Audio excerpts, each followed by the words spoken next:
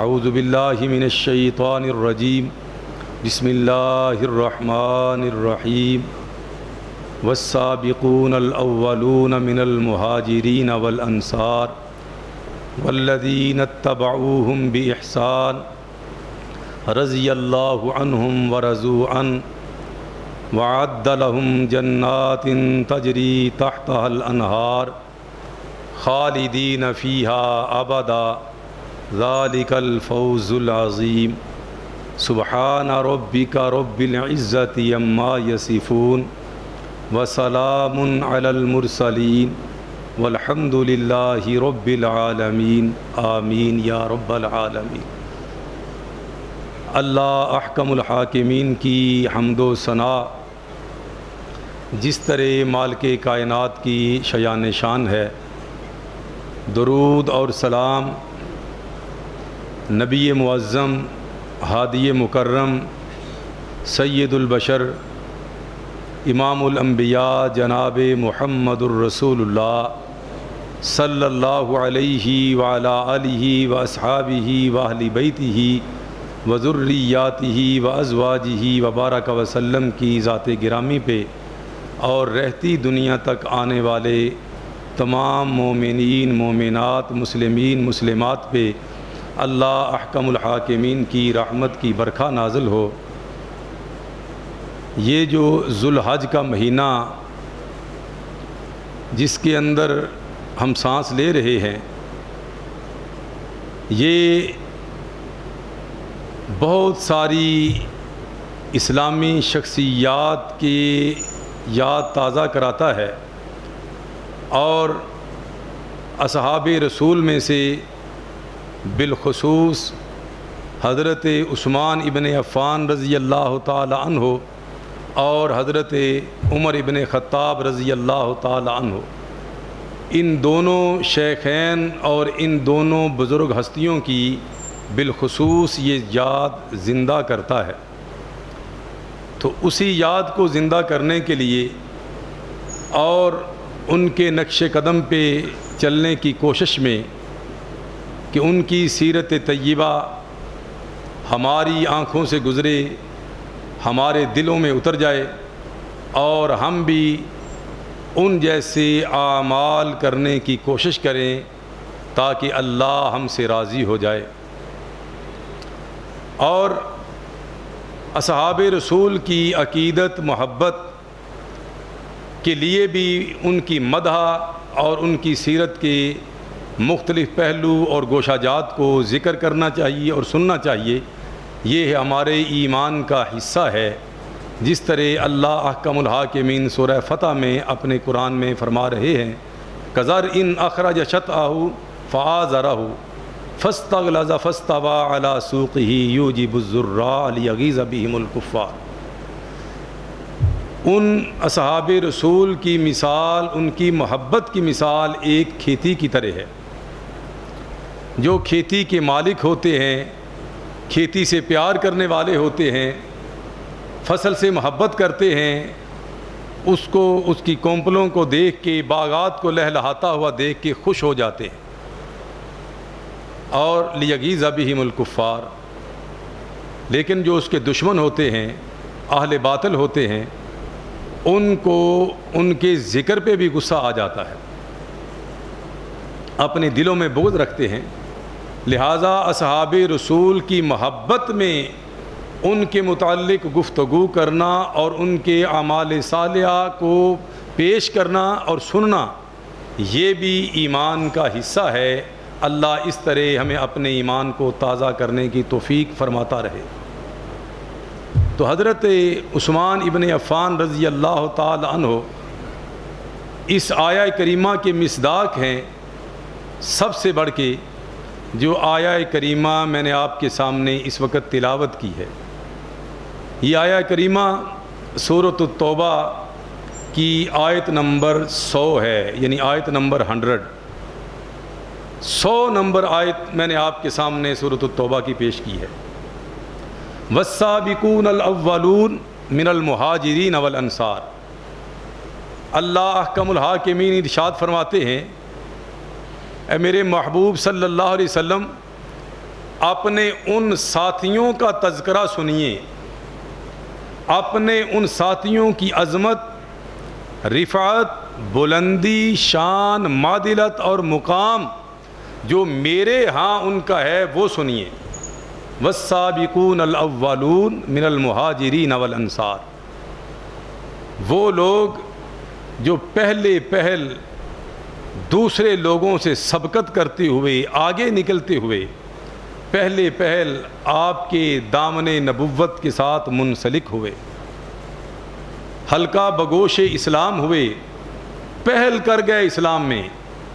السابقون الاولون من المہاجرین والانصار، کچھ مہاجرین ہیں اور کچھ انصار ہیں مدینے کے۔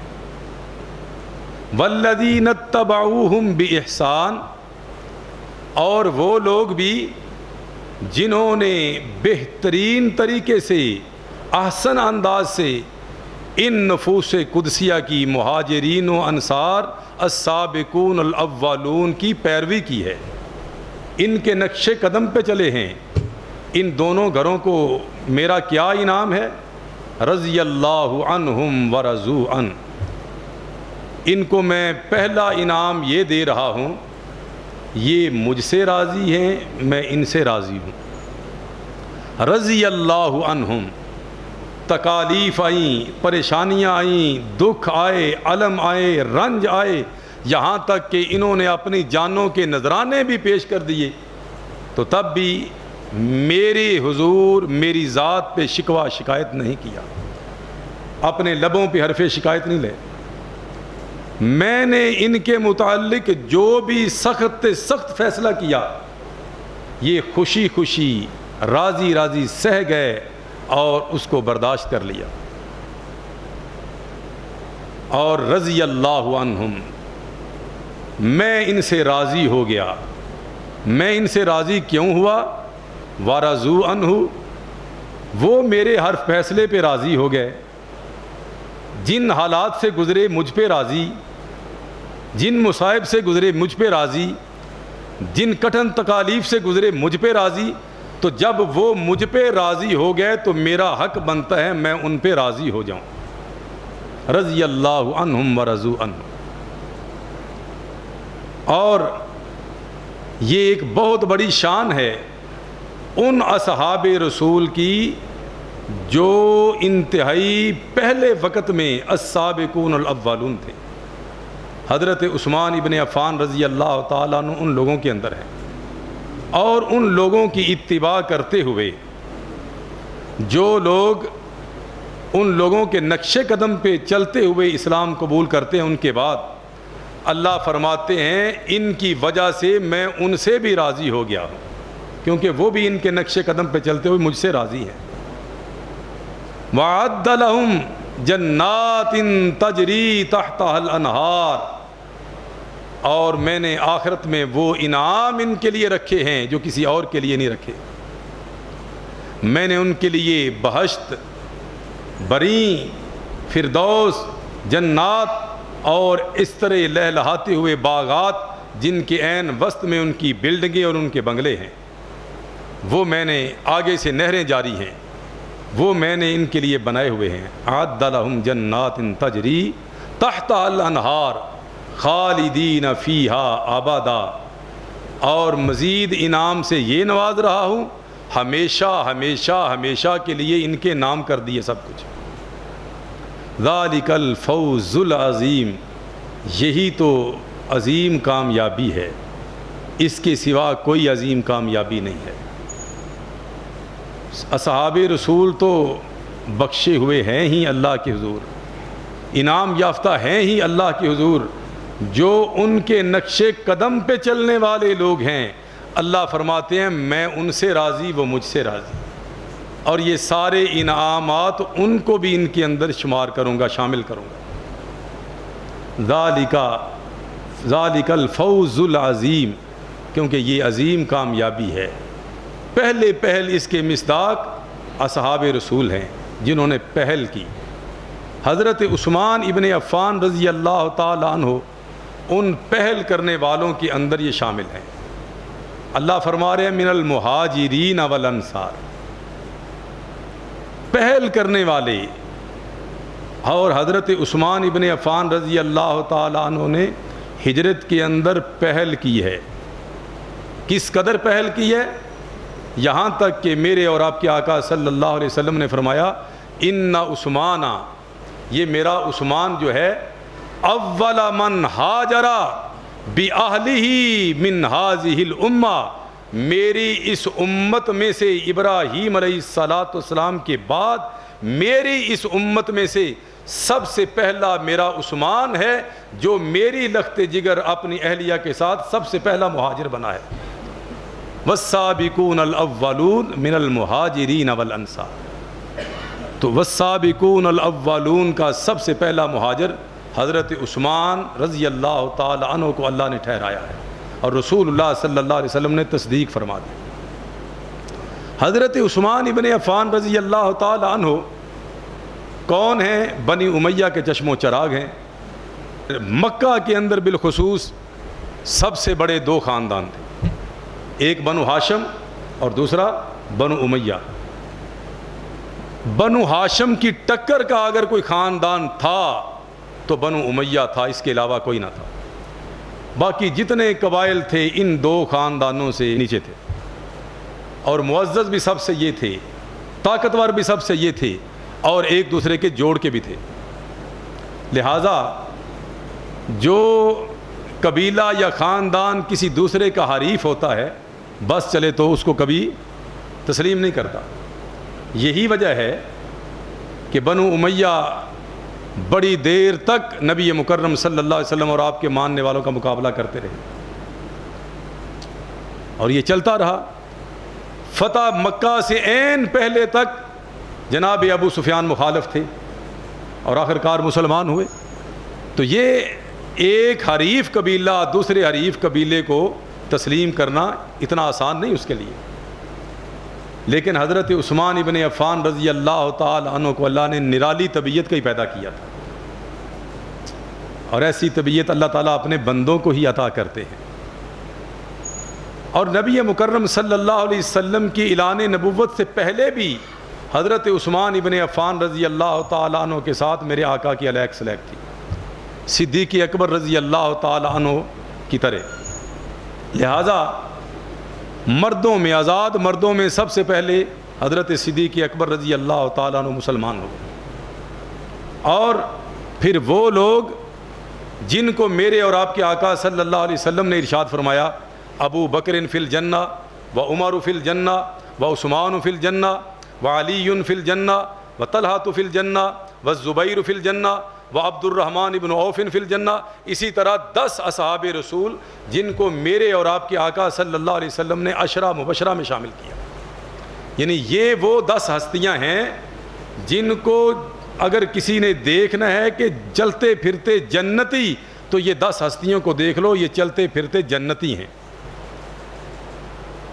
ان لوگوں میں سے اکثر جو ہیں وہ صدیق اکبر رضی اللہ تعالیٰ عنہ کی کاوش اور کوشش سے ایمان لائے، اور اسی طرح گاہے بگاہے جناب محمد الرسول اللہ صلی اللہ علیہ وسلم کی تعلیمات حضرت عثمان کو سمجھاتے رہتے، یہاں تک کہ حضرت عثمان رضی اللہ تعالیٰ عنہ کا دل جو ہے وہ اس بات پہ آمادہ ہو گیا کہ رسول اکرم صلی اللہ علیہ وسلم کی خدمت عالیہ میں حاضر ہونا چاہیے۔ حضرت صدیق اکبر رضی اللہ تعالیٰ عنہ حضرت عثمان رضی اللہ تعالیٰ عنہ کو لے کر اسلام قبول کرنے کے لیے لے کر جانا ہی چاہتے تھے، تو دیکھیے اللہ تعالیٰ کی رحمت للعالمین صلی اللہ علیہ وسلم بنفس نفیس ان دونوں کے پاس تشریف لے آئے، بجائے صدیق اکبر رضی اللہ عنہ حضرت عثمان کو لے کر جاتے، نبی مکرم صلی اللہ علیہ وسلم خود تشریف لے آئے، اور حضرت عثمان سے فرمایا عثمان مجھ سے جنت قبول کر لو، آخرت کے عذاب سے بچ جاؤ گے، میں تمہارے لیے اور بنی نوع انسانیت کے لیے اللہ کا رسول بن کے آیا۔ حضرت عثمان ابن عفان کہتے ہیں ہمارے آقا و مرشد صلی اللہ علیہ وسلم کے یہ سادہ سے الفاظ آپ کے لبہائے ختم نبوت سے جدا ہوئے، اور میری زبان سے کلمہ طیبہ اشہد ان لا الہ الا اللہ وحدہ لا شریک لہ واشہد ان محمدًا عبدہ ورسولہ جاری ہو گیا، مسلمان ہو گئے۔ اور مسلمان کس وقت ہوئے؟ اس وقت ان کی عمر 34 سال تھی، 34واں سال ان کی عمر کا جاری اور ساری تھا۔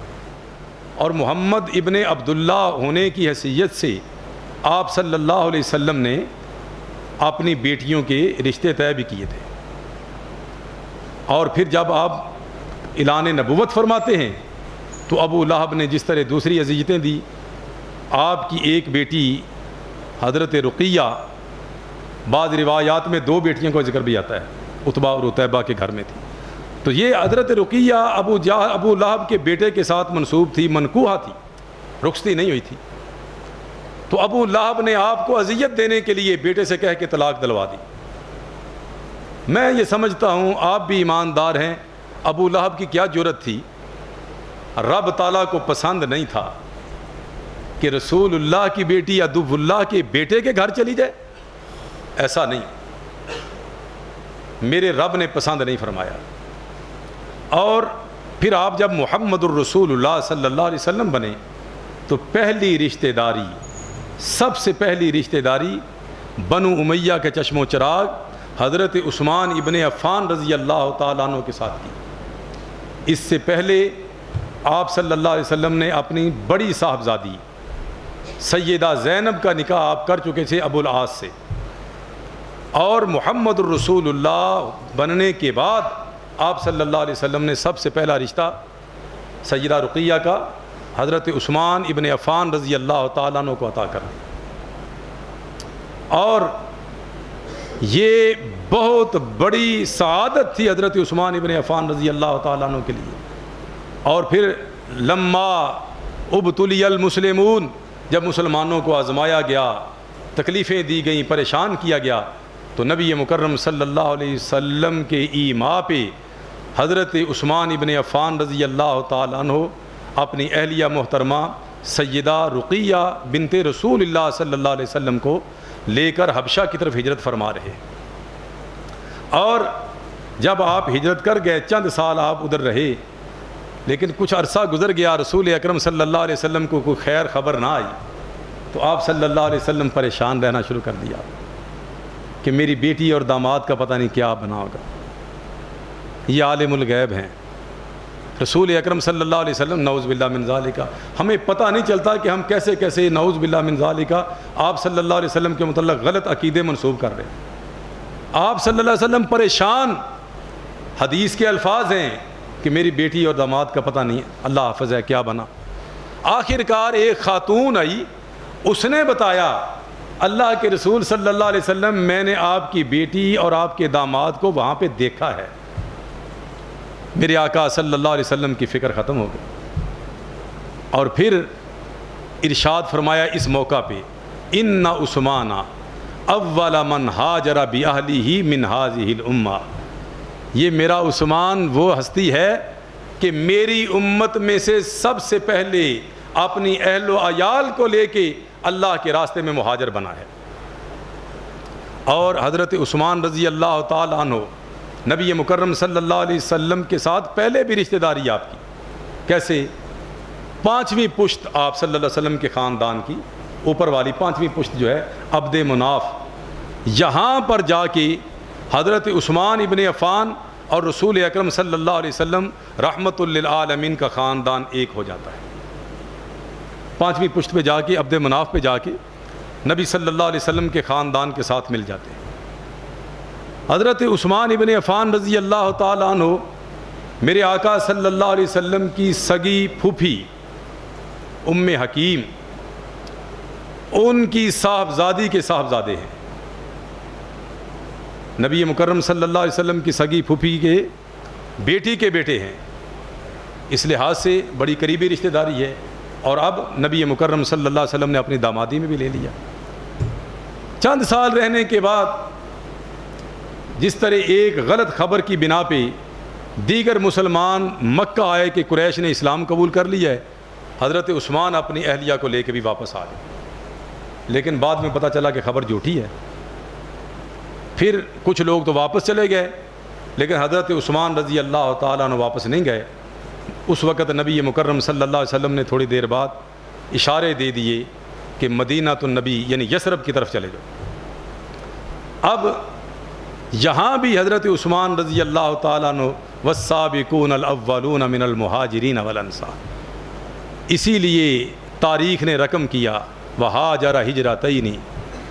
حضرت عثمان کی ہستی وہ ہے جنہوں نے اللہ اور اپنے ایمان بچانے کی خاطر دو مرتبہ اپنے گھر بار کو چھوڑا ہے. یہ کہنا بڑا آسان ہے، ایمانداری سے بڑا ہی آسان ہے کہ اپنا ایمان بچانے کے لیے گھر بار چھوڑ دیا. ہم تو ایمان بچانے کے لیے خواہش نفس نہیں چھوڑتے. تو وہ ہستیاں دیکھو، والسابقون الاولون من المہاجرین والانصار، اللہ کی. اور حضرت عثمان رضی اللہ تعالیٰ عنہ جیسے میں عرض کر رہا ہوں کہ معمولی شخصیت تھے، اتنے مالدار اور اتنے سرمایہ دار، اتنے جاگیردار اور اتنے اثر و رسوخ والے، اور سب سے بڑھ کے کہ عام قریشیوں کی طرح ان پڑھ نہیں تھے، بچپن سے پڑھنا لکھنا بھی سیکھا ہوا تھا، الحمدللہ باشعور تھے. تو دیکھو سب کچھ چھوڑ چھاڑ کے مدینہ کی طرف ہجرت کر رہے ہیں.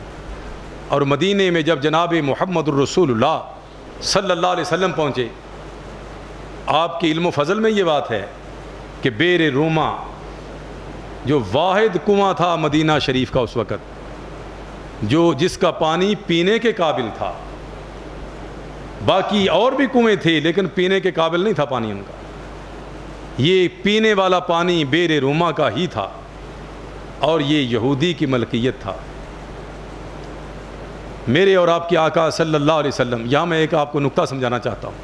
میرے اور آپ کے آقا صلی اللہ علیہ وسلم نے اپنے اصحاب کو اکٹھا کیا اور فرمایا کہ یہ کسی طرح یہودی سے یہ کنواں خرید لیا جائے، یہ پانی جو ہے یہ فری میں ملنا شروع ہو جائے. میرے اور آپ کے آقا صلی اللہ تعالی علیہ وسلم نے ابھی اعلان کیا ہی ہے تو بنی امیہ کا چشم و چراغ عثمان ابن عفان ہی اٹھتا ہے، آقا یہ سارے کا سارا کنواں میں خرید کے دینے کے لیے تیار ہوں. یہ اللہ کے بندے، سارا کنواں میں خرید کے دینے کے لیے تیار ہوں. یہودی کے ساتھ بات کی، آخر کار بحث مباحثے کے بعد وہ آدھا حصہ بیچنے کے لیے تیار ہو گئے کہ ایک دن عثمان آپ کی باری ہوگی اور دوسرے دن میری باری ہوگی. اس نے سوچا یہ بھی شاید پانی بیچنے کے لیے خرید رہا ہے. سودا طے ہو گیا، 12,000 درہم جو دے دیے اسے. اب جس دن مسلمانوں کی باری، میرے آقا نے فرمایا عثمان یہ اللہ کے لیے، اس کے رسول کے لیے، عامۃ المسلمین کے لیے وقف کر دو. عرض کی آقا لیا ہی اس لیے ہے. اور میرے آقا صلی اللہ علیہ وسلم نے فرمایا کہ اس کنویں سے نہ کوئی مسلم خالی جائے گا نہ غیر مسلم خالی جائے گا. یہودی نے دیکھا یہ کیا بنا، اب مجھ سے پانی قیمتاً کون لے گا؟ اس نے کہا یہ دوسرا حصہ بھی لے لے. تو 8,000 درہم میں فی الفور حضرت عثمان نے ادا کیے اور دوسرا حصہ بھی لے لیا. یہاں پہ میں عرض کر رہا تھا ایک نقطہ کاش ہمیں سمجھ آ جائے. یہودیت کی اب بھی ہمارے ساتھ مخالفت کیا ہے؟ کیا ہمیں روزہ رکھنے سے منع کرتے ہیں، نماز پڑھنے سے منع کرتے ہیں؟ غیر مسلم ممالک کے اندر آپ لوگ روزہ رکھیں، نماز پڑھیں، جو مرضی کریں، بلکہ وہ فیور دیتے ہیں کہ یہاں مسجد بنائیں، اپنے عبادت کا اپنے کام کریں. کہتے ہیں کہ نہیں کر رہے ہیں، کوئی نماز پڑھنے سے روکتا ہے؟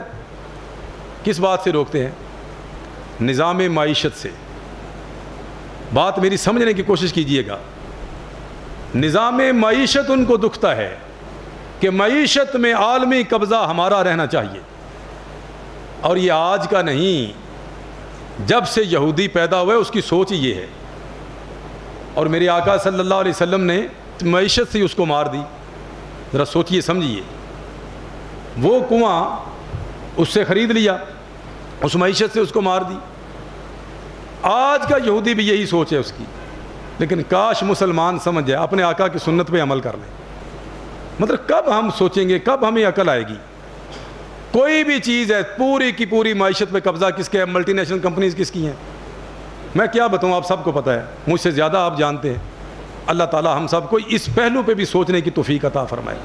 جب تک ہم معیشت پہ نہیں سوچیں گے کبھی کامیاب نہیں ہو سکتے. پسے ہوئے، لٹے ہوئے، پٹے ہوئے، ذلیل و خوار ضربت علیہم الذلۃ والمسکنہ، جو ان کے لیے قرآن نے آیت جو ہے وہ وضع کی تھی وہ ہمارے اوپر چشمہ ہو رہی ہے. اللہ تعالی ہم سب کو سمجھنے کی توفیق عطا فرمائے. میرے اور آپ کے آقا جناب محمد الرسول اللہ صلی اللہ علیہ وسلم کی سیرت طیبہ اٹھائیں. اگر یہاں پہ شروع کریں تو کئی خطبات لگ جائیں، سیرت عثمان مکمل نہ ہو. تو بہرحال نبی مکرم صلی اللہ علیہ وسلم کو جو اللہ نے اسلام دیا، اس اسلام کے اندر سب سے زیادہ قابل ذکر جو ہیں اس وقت دو چیزیں تھیں. ایک ہجرت، سب کچھ گھر بار چھوڑ کے اللہ کے راستے میں جانا، اور وہ حضرت عثمان ابن عفان رضی اللہ تعالیٰ عنہ نے سب سے پہل آپ نے کی. اور دوسرا مارکہ اولا، میدان بدر، یہ بہت زیادہ اہمیت رکھتا ہے اسلام کے اندر. لوگ تیاری پکڑ رہے ہیں، عثمان ابن عفان رضی اللہ تعالیٰ عنہ کی آنکھوں سے آنسو جاری ہیں. آقا، لوگ اپنی جانوں کا نذرانہ پیش کرنے کے لیے سب تیار ہیں. آقا میرے لیے کیا حکم ہے؟ میں آپ کے ہم رکاب ہو جاؤں؟ اور آپ کی میری بیوی ہی نہیں، آپ کی صاحبزادی نور نظر بیمار ہے، سیدہ رقیہ بستر علالت پہ ہیں. آقا میرے لیے جو حکم ہو مجھے فرما دیجیے. فرمایا اچھا، وَإِنَّ لَكَ أَجْرَ رَجُلٍ مِّمَّنْ شَهِدَ بَدْرًا وَسَهْمَهُ. عثمان، اور آپ کو پتہ ہے میرے آقا صلی اللہ علیہ وسلم اپنی طرف سے تو نہیں بولا کرتے تھے، وَمَا يَنْطِقُ عَنِ الْهَوَىٰ إِنْ هُوَ إِلَّا وَحْيٌ يُوحَىٰ. اللہ کی طرف سے حکم آ گیا تھا کہ میرے عثمان کو کہیں، اس کی ڈیوٹی لگائیں کہ یہ آپ کی بیٹی کی تیمارداری کرے، اور میں رب اس کو بدر کا غازی قرار دے دوں گا. میرے آقا صلی اللہ علیہ وسلم نے فرمایا وَإِنَّ لَكَ أَجْرَ رَجُلٍ، تمہارے لیے اس ایک آدمی کا اجر ہوگا، ممن شاہدہ بدرن، جو بدر کے اندر لڑائی میں شریک ہوگا.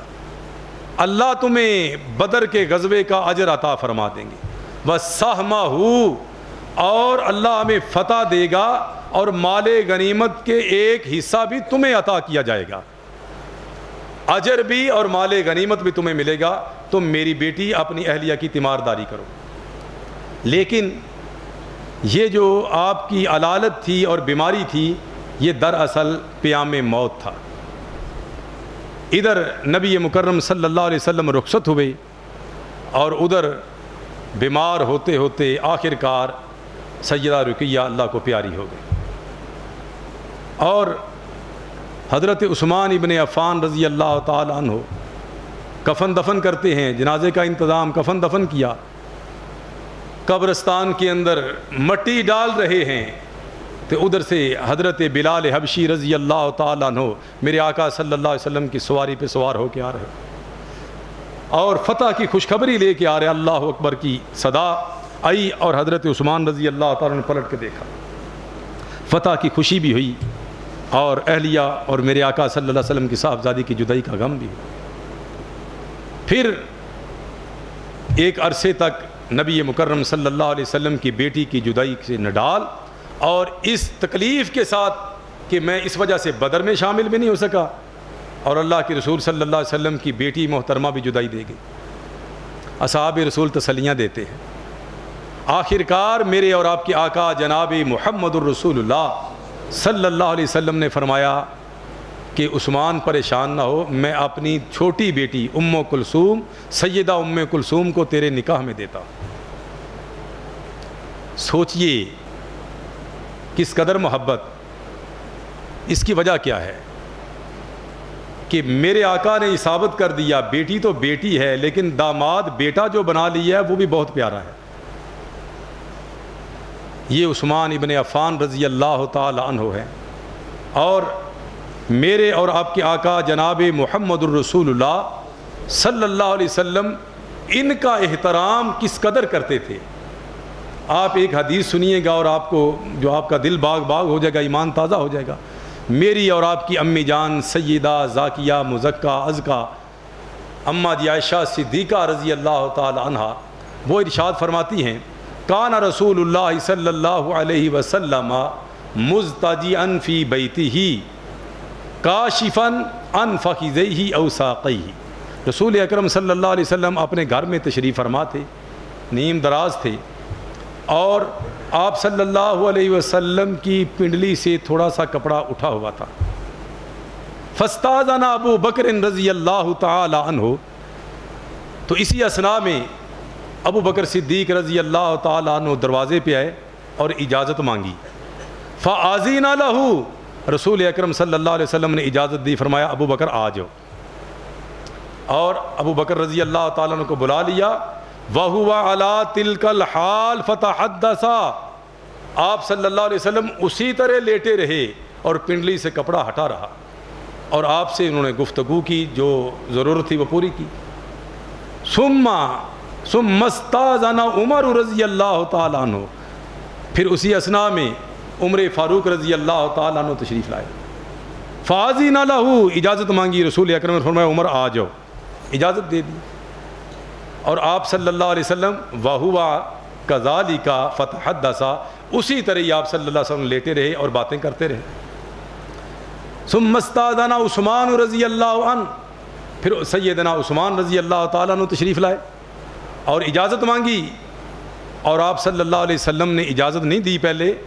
فجلس رسول اللہ صلی اللہ علیہ وسلم، رسول اکرم صلی اللہ علیہ وسلم اٹھ کے بیٹھ گئے، اور بیٹھنے کے بعد فسوّى ثيابہ، اپنے کپڑے کو درست کر لیا، پھر فاذن لہ، اجازت دی، عثمان آ جاؤ رضی اللہ عنہ۔ اماں جی کہتی ہیں فلما خرج، جب سارے چلے گئے تو میں نے کہا میں نے کہا فدخل ابو بکر رضی اللہ عنہ، آقا میرے بابا ابو بکر رضی اللہ تعالیٰ عنہ تشریف لائے۔ فلم تحتش ولم تبالیہ، آپ کو ان کا آنا آپ نے کوئی اہتمام نہیں کیا، کوئی پرواہ نہیں کی، اسی طرح لیٹے رہے۔ پھر ثم جاء عمر رضی اللہ عنہ، پھر عمر فاروق رضی اللہ تعالیٰ عنہ تشریف لائے۔ فلم تحتش ولم تبالیہ، پھر آپ اسی طرح لیٹے رہے، آپ بالکل سیدھے نہیں ہوئے، آپ نے کوئی پرواہ نہیں کی۔ ثم جاء عثمان رضی اللہ تعالی عنہ فجلست وسویت ثیابک، جب عثمان آئے تو آپ بیٹھ گئے اور کپڑے کو درست فرما لیا۔ اس کی حکمت کیا ہے؟ میرے آقا فرماتے ہیں یا عائشہ الا استحیی من رجل تستحیی منہ الملائکہ، عائشہ میں اس ہستی کی حیا اور اس کا احترام کیوں نہ کروں جس کا احترام عرش والے فرشتے بھی کرتے ہیں۔ رواہ مسلم فی صحیحہ ورواہ احمد بن حنبل الشیبانی فی مسندہ بسند صحیح۔ اللہ مجھے اور آپ کو عمل کرنے کی توفیق عطا فرمائے۔ حضرت عثمان ابن عفان رضی اللہ تعالی عنہ کے فضائل، مناقب، محامد بہت سارے سیرت اور احادیث کی کتابوں کے اندر جو ہیں وہ ہمیں ملتے ہیں، اور ان کے کارنامے وہ بھی اپنی مثال آپ ہیں، ان کی جود و سخا وہ بھی اپنی مثال آپ ہے، اور مظلومانہ شہادت وہ بھی بے مثال ہے۔ تو انشاءاللہ آئندہ جمعۃ المبارک کو اس کا تذکرہ کیا جائے گا اللہ کی توفیق سے۔ اس کے باوجود بدبختی ہے ان لوگوں کی جو عثمان ابن عفان رضی اللہ تعالی عنہ کو نعوذ باللہ من ذالک گناہگار، سیاہکار، اور میں کیا کہوں کہ جنت کا حقدار بھی نہیں سمجھتے، اتنے لفظ کافی ہیں۔ بہت بڑا یہ اپنے اوپر وہ لوگ ظلم کرتے ہیں، اور یہ آج کے نہیں، خارجی جہاں جب سے پیدا ہوئے ہیں اس وقت سے یہ کام شروع ہے۔ حضرت عثمان بن عبداللہ بن موہب رحمۃ اللہ تعالی علیہ تابعی ہیں، کہتے ہیں جاء رجل من اہل مصر، کوفے کا ایک بندہ بلاد حجاز کی طرف آیا، اور یرید الحج البیت، وہ حج کرنے کے ارادے سے آیا تھا۔ جب اس نے فرآ قومن جلوسن، اس نے دیکھا مسجد حرام میں کچھ لوگ بیٹھے ہوئے ہیں، اس نے کہا من ہؤلاء القوم، یہ کون سی قوم ہے، کس قبیلے سے ہے؟ لوگوں نے کہا ہؤلاء قریش، یہ قریشی ہیں۔ فمن الشیخ منہم، ان میں سے جو ان کا استاد یا بڑا ہے وہ کون ہے؟ تو لوگوں نے کہا عبداللہ بن عمر رضی اللہ عنہ، عبداللہ بن عمر رضی اللہ تعالیٰ عنہ ان کے معلم یہاں پہ موجود ہیں۔ اس نے کہا اچھا، آگے بڑھا، اس نے کہا یا ابن عمر انی سائلک عن شیء فحدثنی، میں کچھ چند سوالات کروں گا تو آپ نے مجھے جواب دینے ہیں۔ فرمایا بتاؤ۔ کہنے لگا هل تعلم ان عثمان رضی اللہ تعالی عنہ فر من یوم احد، کہ تم جانتے ہو کہ عثمان رضی اللہ عنہ یوم احد یعنی احد کے دن بھاگ گیا تھا؟ فرمایا نام ہاں۔ اس نے کہا اچھا هل تعلم انہ تغیب عن بدر ولم یشہد، کہ تمہیں یہ بھی پتہ ہے کہ بدر کے مقام پہ میدان بدر میں بھی عثمان نہیں تھا؟ فرمایا نام ہاں ایسا ہی تھا۔ کہنے لگا اچھا هل تعلم انہ تغیب عن بیعۃ الرضوان، تو تم یہ بھی تو جانتے ہی ہوگے پھر بیعت رضوان کے اندر بھی وہ شامل نہیں تھا؟ فرمایا ہاں۔ قال اللہ اکبر، اٹھتے ہوئے اللہ اکبر کا نعرہ لگا کے جانے لگا۔ ابن عمر کہتے ہیں بات سنو، تعال ابین لک، ذرا بیٹھو، جو سوال کیے اب ان کے جواب بھی لیتے جو۔ اما فرارہ یوم احد، تم نے کہا کہ حضرت عثمان یوم احد سے جو ہے وہ بھاگ گئے تھے، تو میں نے کہا ہاں، وہ ایک حضرت عثمان رضی اللہ تعالی عنہ نے پیٹھ نہیں پھیری تھی، بلکہ اکثر اصحاب رسول نے پیٹھ پھیری تھی، چند لوگوں کے سوا۔ ہوا کیا تھا آپ کو پتہ ہے، احد کے میدان میں جبل رمات اب بھی مدینہ شریف کے اندر موجود ہے، وہ درہ، پہاڑی درہ، وہاں پہ آپ صلی اللہ علیہ وسلم نے جو تیر انداز کھڑے کیے تھے کہ فتح ہو یا شکست تم نے یہاں سے ہلنا نہیں ہے۔ جب دیکھا کفار بھاگ گئے، انہوں نے کہا کہ اب ضرورت تو نہیں ہے، چند لوگوں کے سوا سب بھاگ گئے، مال غنیمت اکٹھا کرنے لگ گئے۔ تو آخر کار کفار نے موقع جو ہے وہ غنیمت جانا اور حملہ کر دیا، اور یہ اچانک جو حملہ ہوا تھا، اتنا بڑا حملہ، تو اکثر اصحاب رسول جو ہے یکدم اس حملے کو، چونکہ غیر متوقع تھا، تو یہ ایک فطرتی بھگدڑ تھی، اور سارے اصحاب اس قدر ساری زندگی پریشان رہے کہ ہم نے کیا کر دیا۔ لیکن یہ ایک فطرتی تھی، یا اور کوتاہی ان لوگوں کی تھی جو پیچھے تھے، قرآن نے بھی یہی کہا ہے، کوتاہی ان درہ والوں کی تھی، لیکن وہ سب کی شکست کے اوپر وہ حاوی ہو گئی۔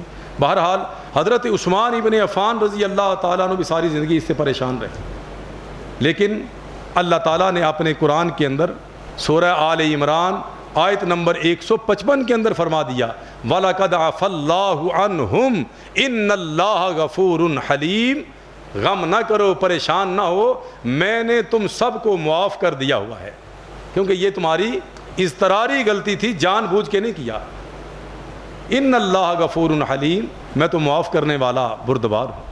تو اس لیے فرمایا، یہ تو اللہ کا قرآن کہہ رہا ہے، فَأَشْهَدُ أَنَّ اللَّهَ قَدْ عَفَا عَنْهُ، میں گواہی دیتا ہوں اللہ کے قرآن کے مطابق اللہ نے ان کو معاف کر دیا ہے۔ اور دوسرا وَأَمَّا تَغَيُّبُهُ عَنْ بَدْرٍ، بدر کے موقع پہ وہ حاضر نہیں تھے، تو تمہیں بھی پتہ ہی ہے، فَإِنَّهُ كَانَتْ بِنْتُ رَسُولِ اللَّهِ صلی اللہ علیہ وسلم تحتہ، آپ کی زوجیت میں سیدہ رقیہ تھیں، اور نبی مکرم نے فرمایا تھا وَإِنَّ لَكَ مِثْلَ أَجْرِ رَجُلٍ مِمَّنْ شَهِدَ بَدْرًا وَسَهْمَهُ، کہ عثمان تم یہاں رہو، اللہ تعالیٰ نے تمہیں بدر کا غازی قرار دیا ہوا ہے۔ اور تیسری بات، بیعت الرضوان کے وقت عثمان موجود نہیں تھے، یہ تو تمہیں بھی پتہ ہے کہ حضرت عثمان کو نبی صلی اللہ علیہ وسلم نے مکہ بھیجا ہوا تھا، اور مکہ بھیجنے کے بعد آپ صلی اللہ علیہ وسلم نے بیعت لی تھی، اور یہاں تک آپ نے فرمایا تھا بیدہ الیمنی، فقال النبی صلی اللہ علیہ وسلم، صحیح بخاری کے الفاظ ہیں، بیدہ الیمنی، اپنے دائیں ہاتھ کو بلند فرمایا، فرمایا ھذہ ید عثمان، یہ میرا دایاں ہاتھ عثمان کا ہاتھ ہے۔